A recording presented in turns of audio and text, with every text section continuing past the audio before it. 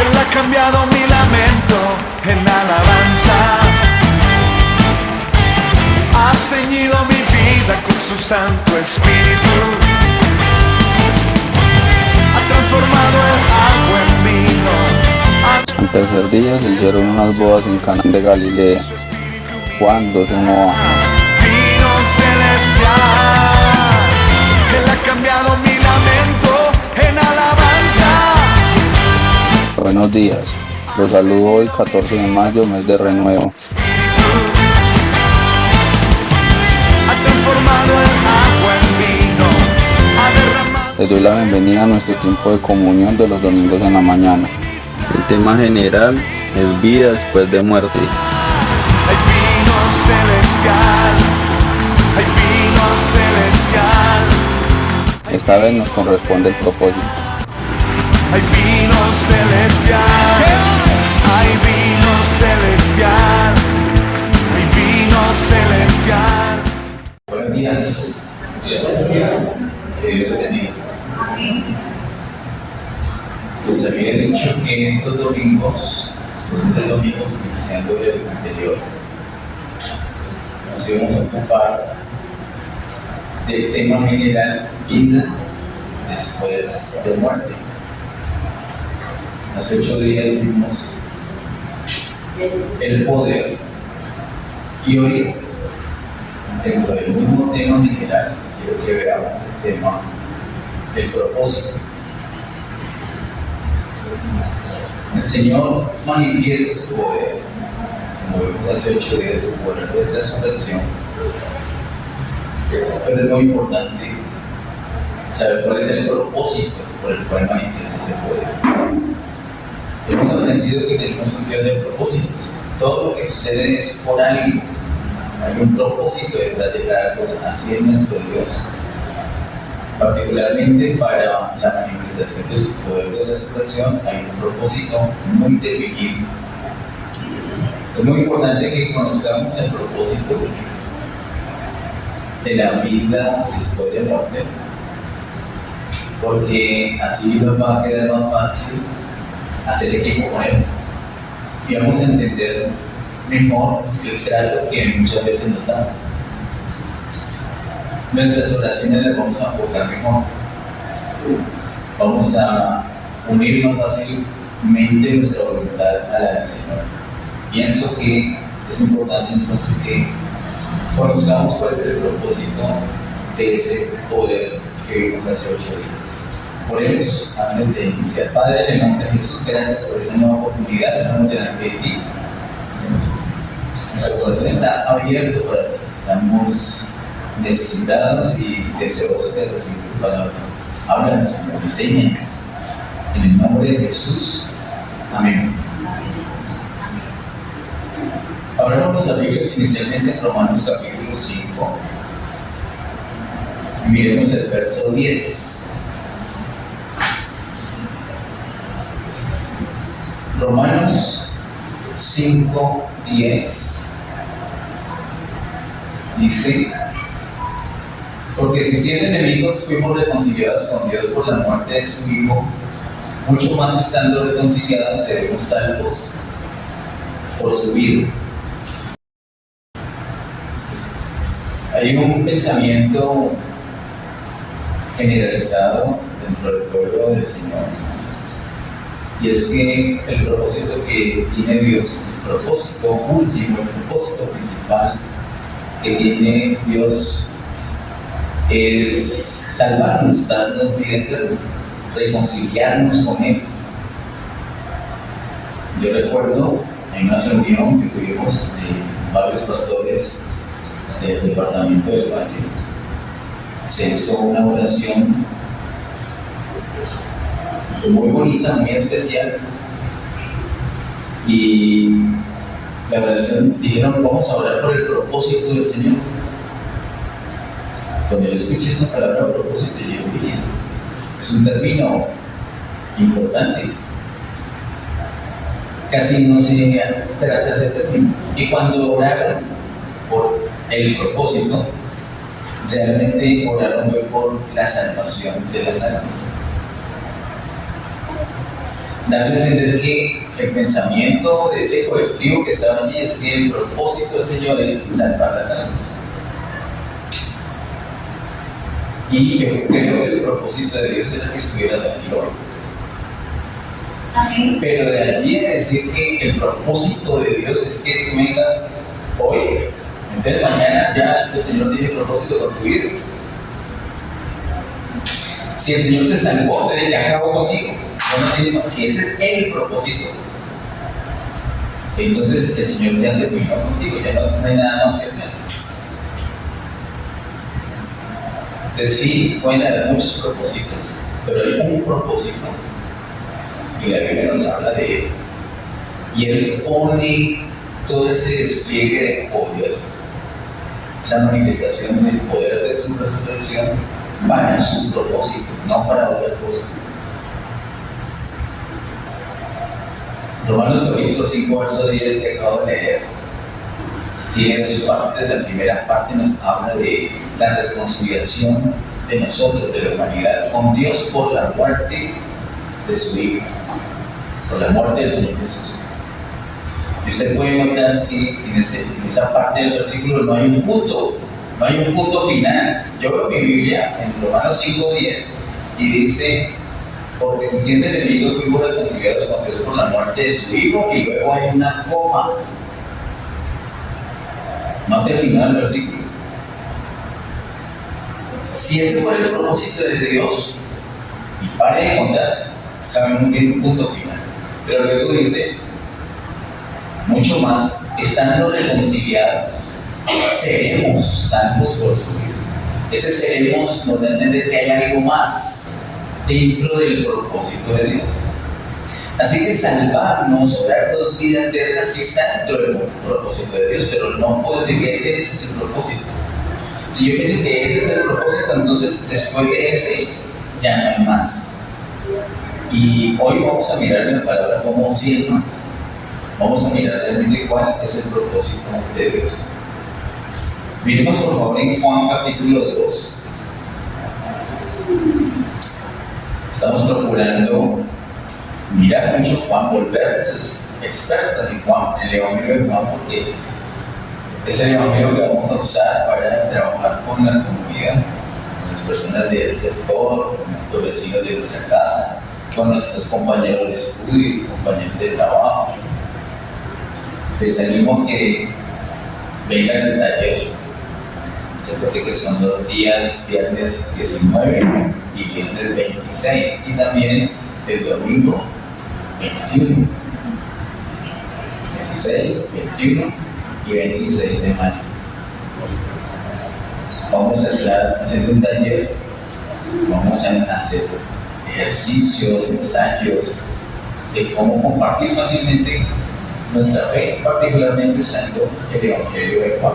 En el capítulo 2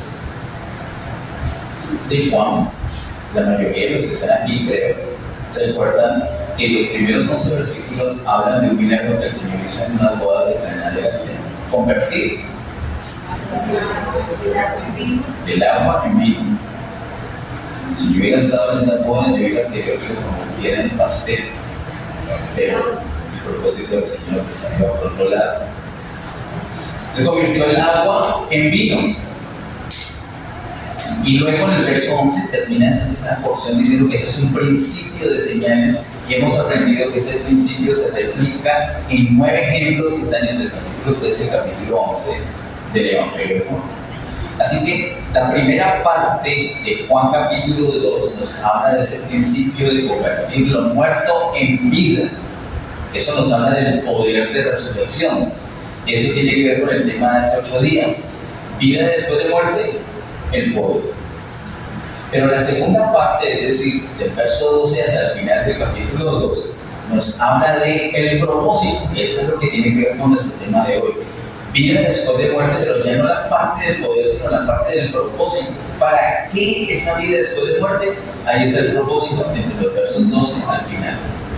Vamos a mirar particularmente los versos 15 al 22. Dice Juan 2, 15 al 22. Y haciendo un azote de cuerdas echó fuera del templo a todos y las ovejas y los bueyes, y esparció las monedas de los cambistas y volcó las mesas. Y dijo a los que vendían palomas: quitad de aquí esto y no hagáis de la casa de mi madre casa de mercado. Entonces recordaron sus discípulos que está escrito: el celo de tu casa me consume. Y los judíos respondieron y le dijeron: ¿qué señal nos muestras ya que haces esto? Respondió Jesús y le dijo: destruid este templo, y en 3 días lo levantaré. Dijeron luego los judíos: en 46 años fue edificado este templo, y tú en 3 días lo levantarás. Mas él hablaba del templo de su cuerpo. Por tanto, cuando resucitó de entre los muertos, sus discípulos se acordaron que había dicho esto y creyeron la escritura y la palabra que Jesús había dicho. Hay 2 cosas que hablan la segunda parte de este capítulo 2 que nos muestra el propósito.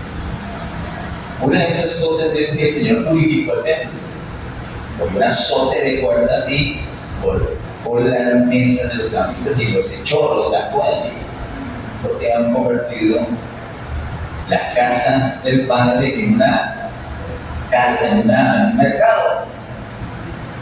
Pero no solamente hizo eso, no solamente se habla de esa purificación del templo, sino que cuando le dicen: bueno, ¿qué señal? No sé por qué estás haciendo eso, ¿qué señal haces? Él le dio una señal, una sola señal, la señal de resurrección. Él los desafió: destruyan este templo y en 3 días lo voy a levantar. Ellos pensaron que estaban pensando en la estructura física del lugar, pero él hablaba del templo de su cuerpo. Esas 2 cosas no son aisladas, esas 2 cosas están hablando del mismo tema. Están hablando del propósito de la vida, del propósito de la vida después de muerte, del propósito de resurrección, del propósito por el cual Él convierte el agua en vino, del propósito por el cual convierte lo muerto en vida. Él tiene un propósito específico.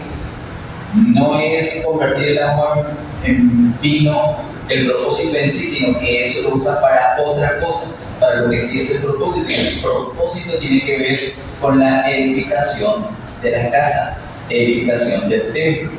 Él aquí el templo lo llama casa de mi Padre. Él tiene celo por la casa del Padre. Celo, un cuidado especial, una dedicación. Me alegra que hayas venido a este lugar. Pareciera que tuvieras celo por la casa del Padre. Y la casa del Padre no es este edificio. Vamos a la casa de Dios. A veces nos pasa como les pasó a los judíos, que ellos dijeron: pero en 46 años. Eso no se demoró 46 años, ¿cuánto más o menos? ¿Cuánto? 7 meses. En 7 meses se edificó eso y en 3 días lo vas a levantar. No es sino que el Señor hablaba de qué. ¿De qué hablaba el Señor? Así que ¿cuál es la casa del Padre?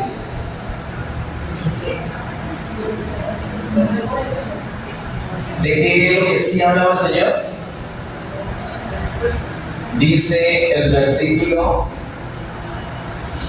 21, más él habla del templo de su cuerpo. Entonces, ¿cuál es la casa del Padre? Diga, templo de su cuerpo. Esa es la casa del Padre. La casa del Padre no es un edificio físico. La casa del Padre es el cuerpo de quién? El cuerpo de Cristo. Por eso, en el verso 22 dice: cuando el Señor resucitó, ellos cayeron en la cuenta. Él sí había dicho esto. En 3 días lo iba a levantar. Así que la casa del Padre es el cuerpo de Cristo. Él en 3 días dijo: en 3 días lo levantaré. Lo primero que hizo el Señor para levantar ese cuerpo fue resucitar Él, el Señor Jesús. pero no ha parado de edificar su cuerpo, no ha parado de levantar, no ha terminado. Él todavía en ese momento está levantando ese templo, levantando, edificando ese cuerpo. Tú ahora eres parte de ese cuerpo. Y cuando estamos instruyéndonos en la palabra, cuando nos estamos literalmente alimentando de la vida de Dios por medio de la predicación de la palabra, lo que está sucediendo es una edificación. Eso es parte de lo que el Señor dijo de levantar este cuerpo. Hoy somos testigos de que el Señor está cumpliendo con lo que dijo, está levantando ese cuerpo. Estamos en este periodo de 3 días. Así que el propósito de la vida después de muerte es la edificación del templo. La edificación del templo no solamente es que vamos a alimentarnos con la palabra, sino que también antes de eso hay una purificación. Diga purificación. Bueno. ¿Cuántos se cepillan los dientes el día de hoy? Solamente usted, mami, tiene que enseñarle a todos. Bueno, muy bien. Yo sé que nos enseñará a todos. Muy bien, existen muy bien. Yo recuerdo cuando David era un bebé, un niño, la mamá le decía, papi, tiene que cepillarse los dientes, apenas come, ahí mismo se cepilla los dientes, tiene que lavarse la boca, no puede quedarse con la boca sucia. Se quedó con esa duda y dijo, mami, es que la comida estaba sucia. Muy buena pregunta. Si la comida está sucia, me ensucié la boca.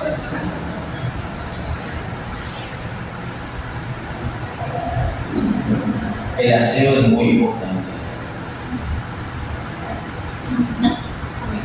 Aunque usted no me diga mentiras, aunque usted no cree, parece que duda, el aseo es muy importante. Un buen aseo, imagínense un buen olor. Te digo que uno tiene en la prédica, la persona que está al lado, huele fresquito. A veces no es así. Yo me ha tocado unos episodios fuertes. Pues sí es importante el aseo físico, imagínense lo importante que es el aseo espiritual, la purificación literalmente que hizo el Señor aquí en el templo, en la casa del Padre. Pero cuando uno no tiene celo, cuando a uno no le importa, entonces, ¿qué le va a importar la purificación espiritual? ¿Qué le va a importar la higiene? ¿Qué le va a importar que se contaminó afuera, que se contaminó donde estudia, incluso en la casa misma de uno se contamina? ¿Qué le importa? Me queda así. Pero si tiene celo por la casa del Padre, no tengo que purificar, tengo que ir delante del Señor y decirle, Señor, límpiame, lávame, quita de mi corazón todo lo que estorba, todo lo que no es, esas malas palabras que escucho hoy, eso me fastidió, eso me contaminó, incluso la repetí, lo que haya sido, que el Señor nos esté continuamente lavando, nos esté purificando. Así que necesitamos purificación y necesitamos edificación. Todo eso lo podemos ver dentro de una sola expresión, un solo concepto como edificación de la casa. Ese es el propósito del Señor. Aquí ya podríamos terminar, pero quiero decirles con más argumentos lo mismo. En el capítulo 3, por ejemplo, ¿quién recuerda de qué habla el capítulo 3 de Juan? Rapidito, ¿alguien que recuerda? Primero que recuerda. De Jesús y Nicodemo. Nicodemo recibe la palabra y él entiende por fin que es nacer de nuevo y él cree en el Señor Jesús. Un poco más adelante en el capítulo 7 de Juan nos damos cuenta que él realmente era convertido y ya andaba con ellos, dicen, ya andaba con ellos, él es de ellos. ¿Quiénes son ellos? Los que han creído en el Señor. Pero quiero decirles que no solamente habla de la conversión, no solamente habla de la vida. Por el poder de la vida después de la muerte, Nicodemo tuvo vida eterna, pero recuerden que ese no es el propósito, sino que eso es la primera parte. El propósito está mencionado un poco más adelante, aquí mismo en el capítulo 3. Si me acompaña, versos 26 al 30, Juan 3, versos 26 al 30 dice: Y vinieron a Juan y le dijeron: Rabí, mira que estaba contigo al otro lado del Jordán, de quien tú diste testimonio, bautiza y todos vienen a él. Respondió Juan y dijo: no puede el hombre recibir nada si no le fue dado del cielo. Vosotros mismos me sois testigos de que dije: yo no soy el Cristo, sino que soy enviado delante de él. Versículo 29, el que tiene la esposa es el esposo, mas el amigo del esposo que está a su lado y le oye se goza grandemente de la voz del esposo. Así pues, mi gozo está cumplido. Y el verso 30, es necesario que él crezca, pero que yo mengue. Son palabras de Juan Bautista. Hay una situación muy especial allí.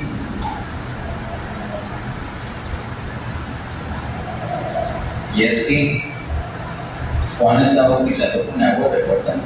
De hecho, el mismo Señor Jesús pasó por ese bautismo. Pero ahora los discípulos que tenía Juan Bautista le están diciendo: mira a Jesús. Usted es testimonio de él, mira lo que está haciendo ahí al otro lado. Está bautizando gente también. Y nuestros discípulos, nuestra gente, están yendo para allá. O sea, en otras palabras, con que Jesús le montó iglesia al lado al pastor Juan Bautista. Y entonces la gente estaba yendo para allá. Cualquier parecido con la realidad es una simple coincidencia. Se fueron para allá y entonces vienen a ponerle la queja a Juan y Juan dice: espérate. ¿Ustedes recuerdan que yo les dije: yo no era Cristo, ¿no? Ok, listo. Y le dice: yo no soy el esposo, yo solamente soy el amigo. El esposo es él. ¿Y entonces quién es la esposa? La iglesia. Así que aquí en el capítulo 3 sí se habla de la conversión de Nicodemo, pero hay un propósito de esa conversión, y es que él haga parte de la esposa, que él no se quede allí con los discípulos de Juan, sino que sea un discípulo de Jesús. Y esos discípulos de Jesús tienen un nombre, se llama iglesia, se llama esposa. Por eso termina Juan diciendo en el verso 30: es necesario que él crezca. ¿Quién es él? Jesús. Que Jesús crezca y que yo mengue. Es decir, es necesario que Jesús crezca. ¿Cómo va a crecer Jesús? Que haga ejercicio, ¿cierto? Que juegue basquetbol. No, ¿cierto? Él iba a crecer en su cuerpo, pero no en estatura como tal, sino en que iban a haber cada vez más miembros. Y hoy sigue creciendo, ese cuerpo sigue creciendo. Es necesario que él crezca. El propósito del Señor es el crecimiento de su cuerpo, es la formación de su cuerpo, de su iglesia. Ese es el propósito. Lo vemos en el capítulo 2, lo vemos en el capítulo 3. De hecho, recientemente lo prediqué usando solamente el capítulo 1. Entre el capítulo 3 y el capítulo 11 hay 9 ejemplos que les he dicho una y otra vez de cómo el Señor convierte lo muerto en vida. Él convierte lo muerto en vida con el propósito de la edificación de su casa. Lo hemos visto con Nicodemo, pero también quiero que vayamos al capítulo 11. O mejor, al 12. En el capítulo 11, ¿alguien recuerda el capítulo 11 que habla? La muerte de Lázaro. La muerte de Lázaro. Murió Lázaro. Y sigue el capítulo 12. O antes de eso pasó algo. Resucitó también, ¿cierto? No quedó muerto, sino que resucitó. Muy bien. Muerte y resurrección de Lázaro se habla en el capítulo 11. Ahora, por favor, miren bien el capítulo 12. Resucita Lázaro. ¿Para qué lo resucita? ¿Cuál es el propósito? Versículo 1 al versículo 11 del capítulo 12 dice: 6 días antes de la Pascua vino Jesús a Betania, donde estaba Lázaro, el que había estado muerto, y a quien había resucitado de los muertos. Y le hicieron allí una cena. Marta servía y Lázaro era uno de los que estaban sentados en la mesa con él. Entonces María tomó una libra de perfume de nardo puro de mucho precio y ungió los pies de Jesús y los enjugó con sus cabellos, y la casa se llenó del olor del perfume.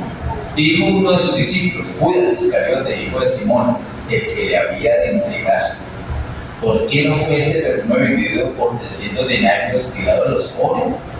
Pero dijo esto no porque se cuidara de los pobres, sino porque eran ladrón y teniendo la bolsa sustraía de lo que se echaba en ella. Entonces Jesús dijo, déjala, para el día de mi sepultura ha guardado esto. Porque los pobres siempre los tendréis con vosotros, mas a mí no siempre me tendréis. Gran multitud de los judíos supieron entonces que él estaba allí y vinieron no solamente por causa de Jesús, sino también para ver a Lázaro, a quien había resucitado de los muertos. Pero los principales sacerdotes acordaron dar muerte también a Lázaro, porque a causa de él muchos de los judíos se apartaban y creían en Jesús. Esos 11 versículos nos muestran el propósito de la resurrección. ¿Para qué resucitó a Lázaro? Resucita a Lázaro en el capítulo 11, empieza el capítulo 12 mostrándonos parte por parte para qué lo resucitó. Lo resucitó para que ahí en Betania, donde vivían Lázaro, vivía también Marta y María, para que allí en Betania hicieran una reunión muy especial, aunque no en la casa de ellos, fue en la casa de uno que se llama Simón, que había sido leproso y el Señor había sanado. Simón prestó la casa para una reunión muy especial. ¿Qué sucedía en esa reunión? Miren que esa reunión es un tipo de la iglesia.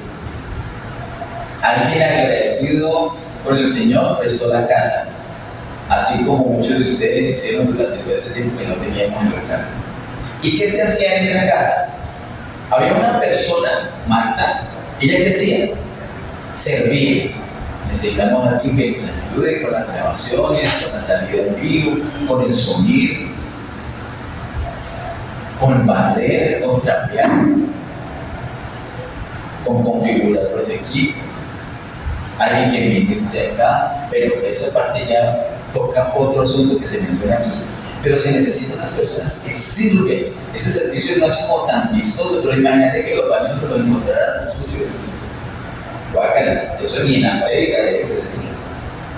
¿Y por qué no están sucios? Porque nunca se usan.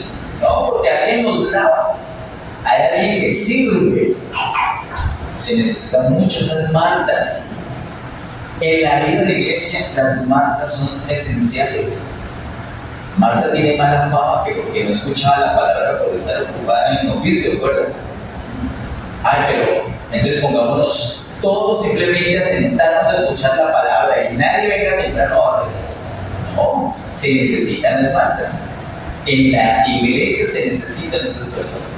Entonces, una persona que prestó la casa, otra persona que servía, pero había otra que hizo una parte muy bonita, llamada María. Ella está en una parte muy linda, en la parte de adoración. Una adoración tan especial que dice que la casa se llenó de perfume. Esa es una adoración. Y ese es el tipo de una adoración como el Señor le enseñó a la mujer samaritana, en espíritu y en verdad. Así que en la vida de la iglesia se necesita alguien, se necesita una casa, un lugar, para reunirnos físicamente. Aquí la prestó un tal Simón. Se necesita una persona que sirva, se necesita una persona que adore. ¿Y qué estaba haciendo Lázaro?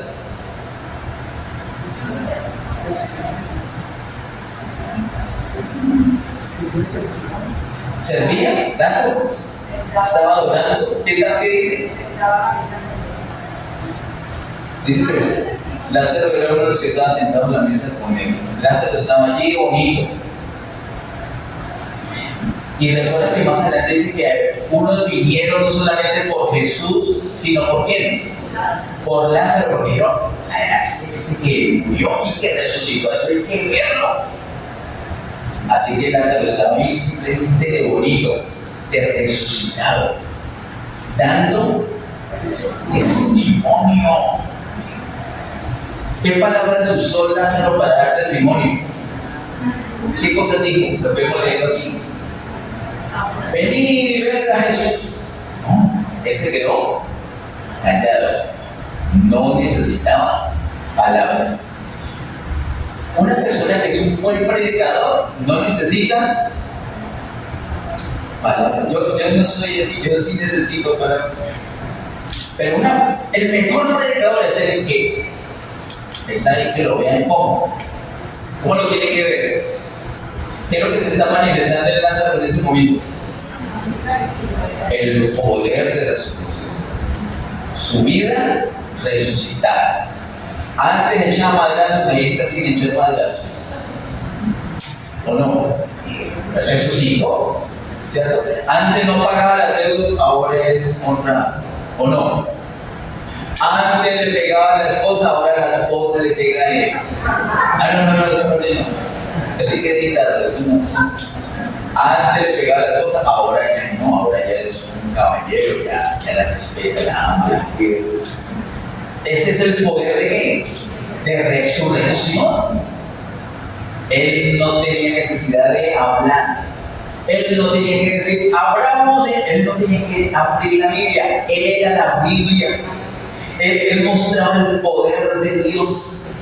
La manifestación de la resurrección estaba evidente en él y la gente había venido, así sea de curiosos. Ese man que le pega a la esposa dice que ya no le pega.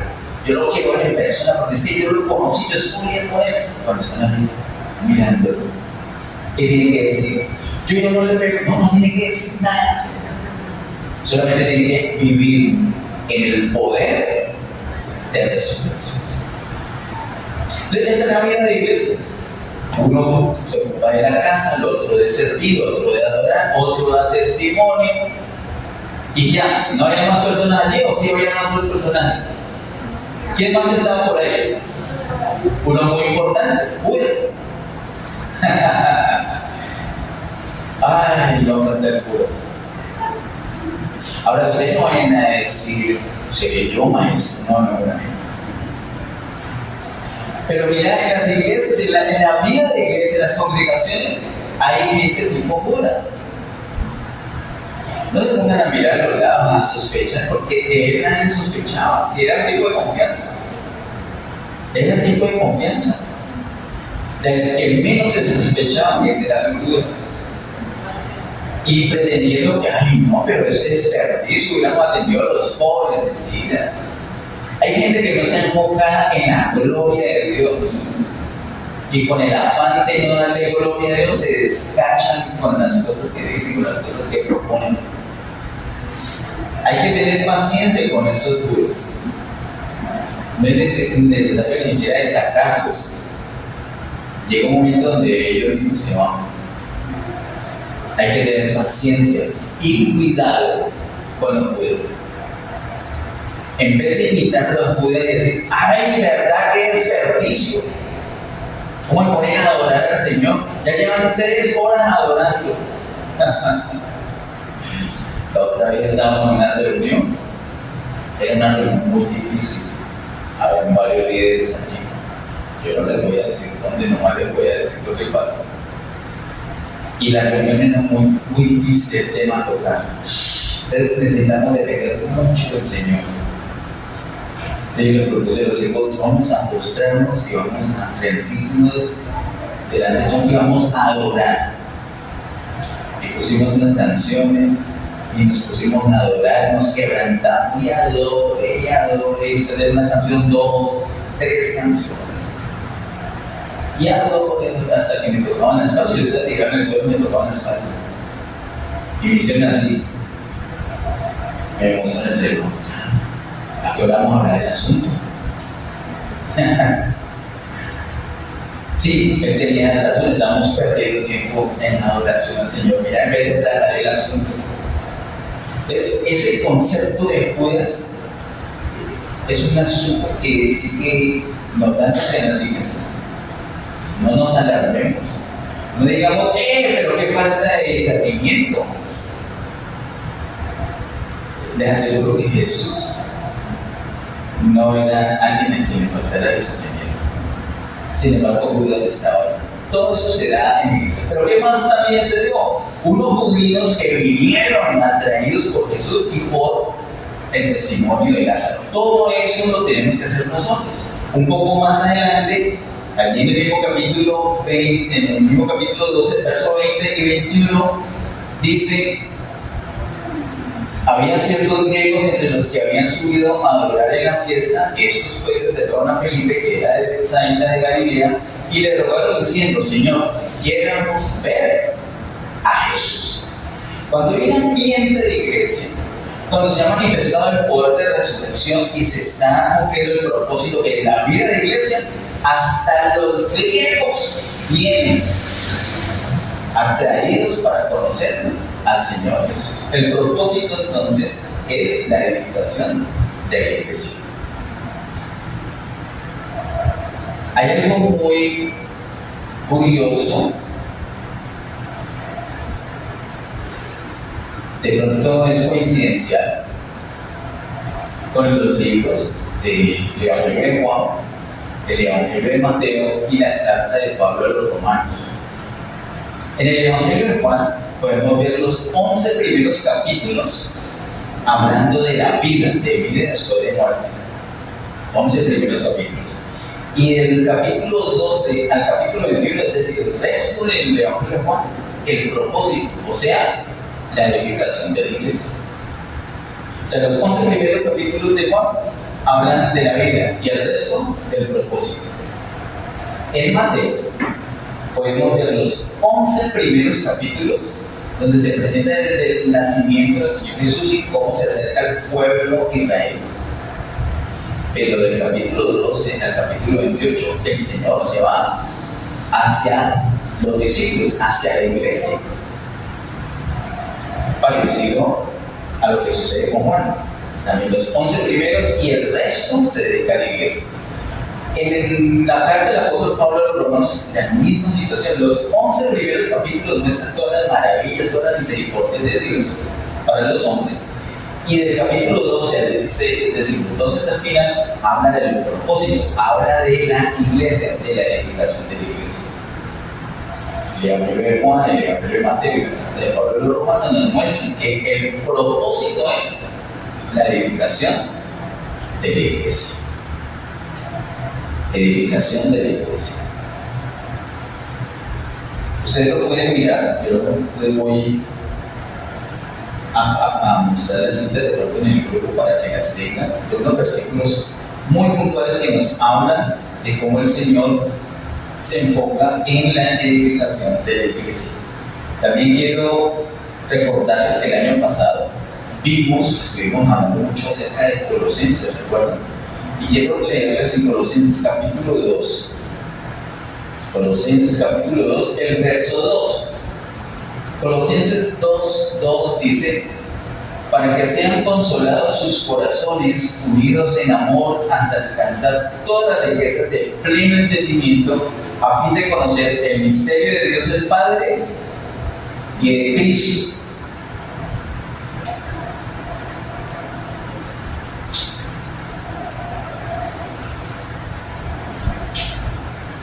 Pablo pareciera decir aquí en Colosenses 2:2 que la Biblia, toda la Biblia tiene básicamente dos misterios. Primero, ¿cuál misterio dice ahí? Verso 2. El misterio de Dios, el Padre. Está al último del verso 2. Y el segundo, el misterio de Cristo. Y el año pasado vimos que el misterio de Dios el Padre es Cristo. ¿Y en qué parte de la Biblia se habla específicamente de ese misterio? En la carta de Pablo a los Colosenses. Ninguna otra carta, y esta es una carta cortita, tiene 4 capítulos nomás, pero desde el con solo el capítulo 1 ya nos hablan más directamente de Cristo que muchos otros libros. ¿Por qué? Porque Cristo trata el misterio del Padre, y el misterio del Padre es Cristo. Entonces Colosenses 2 nos habla del misterio del Padre. ¿Y dónde encontramos el misterio de Cristo? El misterio de Cristo está dado en la carta de Pablo a los Efesios. Y ahí nos damos cuenta que el misterio de Cristo es la iglesia. Los 6 capítulos de Efesios nos habla de iglesia. Dice que es la iglesia. Varias facetas, varias características propias de la iglesia. iglesia. Así que en ese versículo, Colosenses 2:2, vemos cuál es el propósito que Dios tiene. Presenta a Cristo, pero no termina ahí, sino que Cristo da origen a la iglesia. El propósito del Señor y de la edificación de la iglesia. En la misma conformación del Nuevo Testamento lo podemos ver. Lo primero que nos encontramos en el Nuevo Testamento, ¿qué es? Un grupo de libros que llamamos evangelios. ¿Cuántos libros? 4 evangelios. ¿Y de qué nos hablan esos evangelios? Primordialmente de Jesús. Son como especie de biografías de Jesús, ¿cierto? Los 4 evangelios, cada uno tiene un enfoque, pero nos hablan básicamente de Jesús. ¿Y hasta dónde nos hablan de Jesús? Nos hablan de la vida, de la muerte y de la resurrección, y como que ahí terminan todos. Usted nota que los evangelios terminan resucita a Jesús, y como que ahí termina. Después de los 4 evangelios, ¿qué sigue en la Biblia? Hechos. ¿Y de qué nos habla Hechos? ¿De qué nos habla Hechos? De la iglesia y del crecimiento de la iglesia. ¿Qué nos muestra esa estructura? El propósito de la vida es la edificación de la iglesia. En la misma conformación de la Biblia nos habla.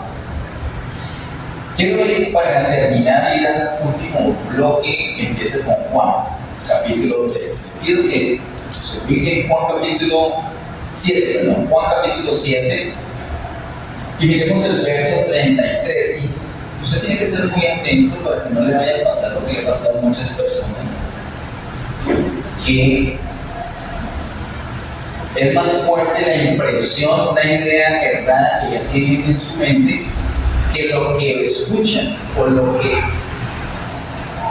que leen en la misma Biblia.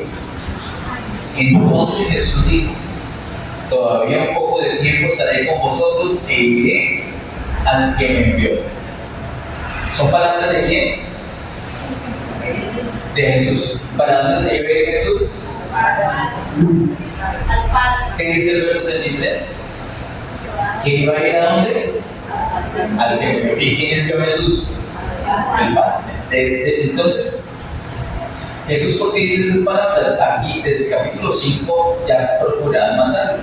Él sabía que iba a ir a la muerte, pero había un momento específico donde tenía que morir. En el capítulo 7, nuevamente se dice que procuraban matarlo. Empezando el capítulo 7, dice: procuren matar a Jesús. Él sabía que lo iban a matar. Que había llegado el momento para irse. ¿Para dónde? Para el Padre, para el que lo envió. Con esa idea vamos por favor al capítulo 13. Juan capítulo 13, verso 1. Antes de la fiesta de la Pascua, sabiendo Jesús que su hora había llegado para que pasase de este mundo al Padre, como había amado a los suyos que están en el mundo, los amó hasta el fin. Había llegado la hora de pasar de este mundo ¿a dónde? ¿A dónde iba Jesús? Al Padre. Cuando Jesús se muere, es decir, ya pasa de este mundo ¿a dónde? Al Padre. Quiero ser muy enfático en esto porque religiosamente tenemos una estructura que nos dice: Jesús se murió y se fue para él. Cierto. De hecho, le enseñamos a los niños que cuando las personas se mueren, se van para el cielo. Y si somos más afinados, les decimos que si son creyentes de Cristo, se van para el cielo. Eso lo decimos y lo enseñamos y los niños lo aprenden. Y cuando ellos crezcan, les van a enseñar eso a los niños. Qué bueno que le enseñáramos a los niños las cosas que están en la Biblia. Qué bueno que le enseñáramos a los niños lo que Juan, el Evangelio de Juan, nos enseña. Jesús dice en el verso 1 que había llegado la hora de pasar de este mundo ¿a dónde? ¿Al cielo? No. ¿Qué dice el verso 1? ¿Qué dice el verso 1? Al Padre. Ahora, miremos el verso 3. El verso 3 dice: sabiendo Jesús que el Padre le había dado todas las cosas en las manos y que había salido de Dios y a Dios iba. ¿Para dónde iba Jesús? A Dios. Iba al Padre. Aquí mismo en el capítulo 13 miremos el verso 33. Verso 33 de Juan 13. Hijitos, aún estaré con vosotros un poco. Me buscaréis, pero como dije a los judíos, haced digo ahora a vosotros, a donde yo voy, vosotros no podéis ir. ¿Para dónde era que se iba? Y le dijo a los judíos que allá donde él iba a ir, o sea, el Padre, ellos no podían ir. Los judíos no podían ir al Padre. De hecho, los mismos discípulos en ese momento todavía tampoco podían ir al Padre. Había unos problemas, unos estorbos, unas barreras entre esas personas, los judíos, inclusive los mismos discípulos y el Padre. Miremos aquí mismo en el capítulo 13, el verso 36. Verso 36 dice, le dijo Simón Pedro, Señor, ¿a dónde vas? Jesús le respondió, a donde yo voy no me puedes seguir ahora, más me seguirás después. A los discípulos, los que sí creían en él, en ese momentico no le podían seguir. ¿A dónde no le podían seguir? Al Padre. Pero dijo que después sí era posible. ¿De acuerdo? Tengamos esa idea. Eso es lo que dice la Biblia. Jesús nos dijo, miren, yo me voy para el cielo. Ustedes no pueden ir al cielo con pecadores, pero después sí pueden ir al cielo. Él no ha dicho la palabra cielo acá. La palabra cielo la puso la religión. La puso la religión en la boca de nosotros los predicadores. Y nosotros le pusimos eso en la mente a la gente. Y ellos se encargaron de enseñarle a sus familias y por varias generaciones lo que no está en la Biblia. Entonces, si el propósito es irnos al cielo, entonces es que el Señor nos lleve rápido. O hagamos algunas fechorías antes de que nos vayamos a por fin cumplir el propósito. Pero eso no es. Hemos visto desde el principio que el propósito es la edificación de la iglesia. ¿Y qué tiene que ver eso con el lugar donde se iba Jesús?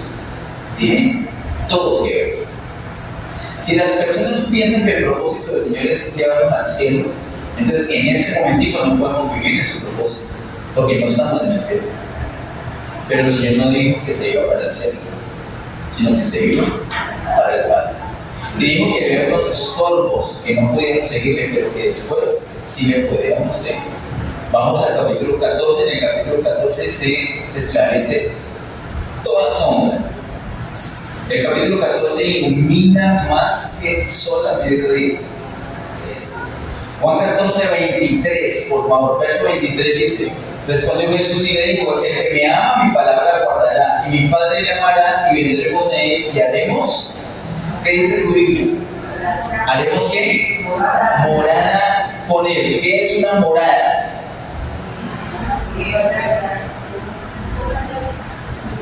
Que es así como la respuesta de la hermana Elizabeth. Eso es una morada. ¿Sí? Esa es una morada. Hay dos moradas y una liga. No. ¿Qué es morada? Una habitación. Morar es vivir, habitar. Haremos morada, es la expresión que se usa en Juan 14, 23. La misma expresión, pero en plural, se usa empezando el capítulo 14, en el verso 2. Miremos el verso 2, por favor. Juan capítulo 14, verso 2. Dice, en la casa de mi Padre muchas es una morada, un lugar de habitación. Ahora, hagamos una pausa ahí y volvemos a leer el verso 23. Verso 23 dice, respondió Jesús y le dijo, el que me ama, mi Padre guardará, y mi Padre le amará, y vendremos a él y haremos morada con él. La enseñanza de la Biblia es que el Padre dijo, vendrán a una persona que les ama, y van a vivir ahí, van a hacer morada. Esa es la enseñanza de la Biblia.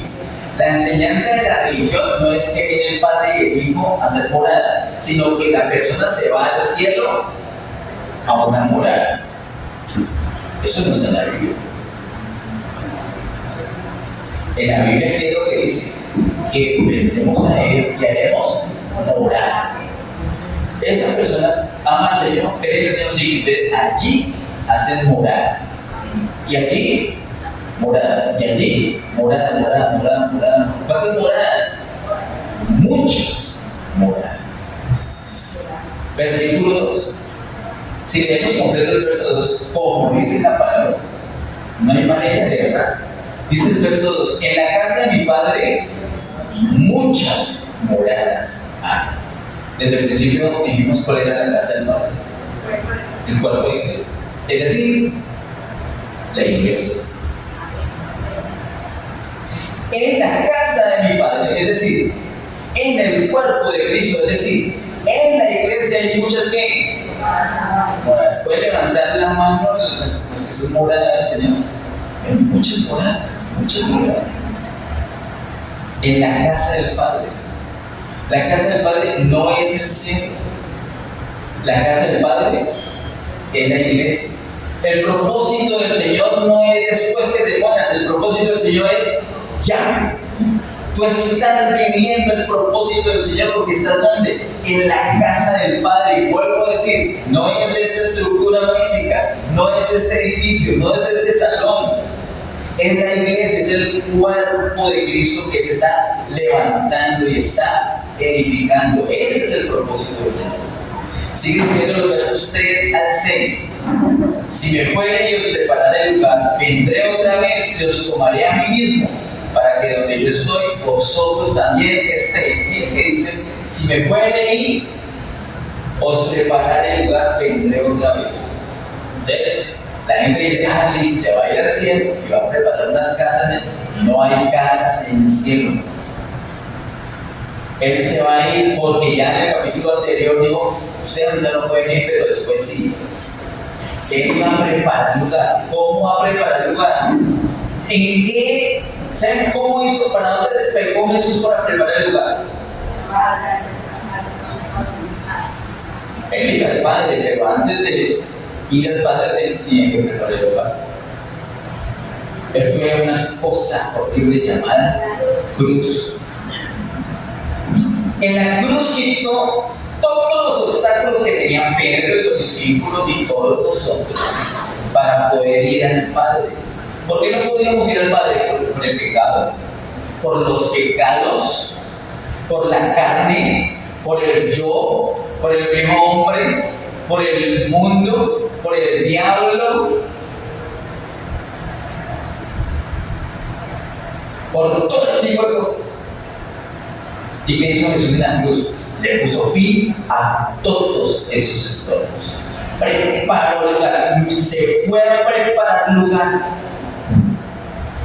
Cuando ya quitó todos los estorbos, entonces dice el verso 3, si me fuere y prepararé el lugar, vendré otra vez y os tomaré a mí mismo. Me escoge los discípulos y los toma a Él mismo. ¿Para qué? Versículo 2.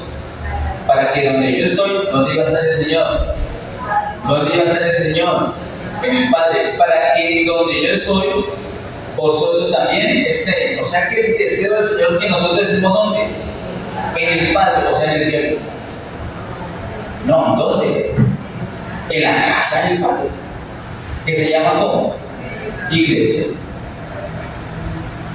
El deseo del Señor es que nosotros tengamos vida de iglesia. El Señor te salvó. No para que tan bonito, Él salvó y olvídense de congregarse. No. El propósito del Señor con salvarte fue que seas parte de la vida de la iglesia, parte del cuerpo, de este mover, de todo lo que está haciendo, hace y hará con este grupo. No solamente con esta iglesia local, con todas las iglesias locales. Tú puedes estar viviendo ese propósito del Señor ya, no tienes que morir para ir al cielo para cumplir un propósito. No, el propósito del Señor es ya, ahora. Amén. Amén. Versículo número 4. Y sabéis a dónde voy y sabéis el camino. Le dijo Tomás, Señor, no sabemos a dónde vas. Señor, ¿dónde estaba Tomás? Porque pero si en el capítulo 7 anda diciendo que va para el Padre, y en el capítulo 13, cuando le lavó los pies a todos ellos, lo dijo una y otra vez. Y aquí está diciéndolo otra vez y dice, Señor, no sabemos a dónde vas. ¿Cómo pues podemos saber el camino?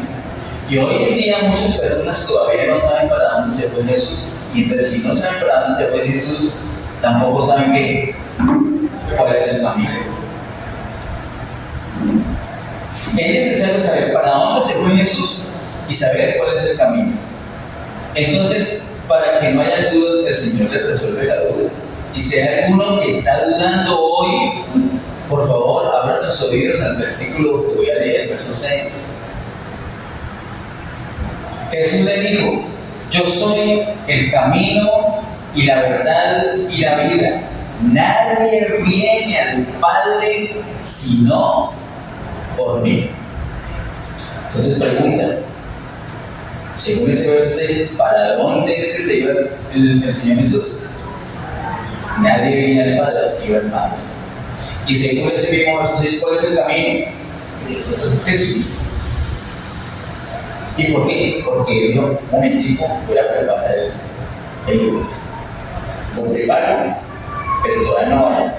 Primero lo voy a traer a mí mismo, para que donde yo esté, ustedes también puedan estar. Ese sí es el propósito del Señor. Versículo 12, dos versículos más y terminando. Versículo 12 dice: de cierto os digo, el que cree en mí, las obras que yo hago, él las hará también, y aún mayores hará, porque yo voy al Padre.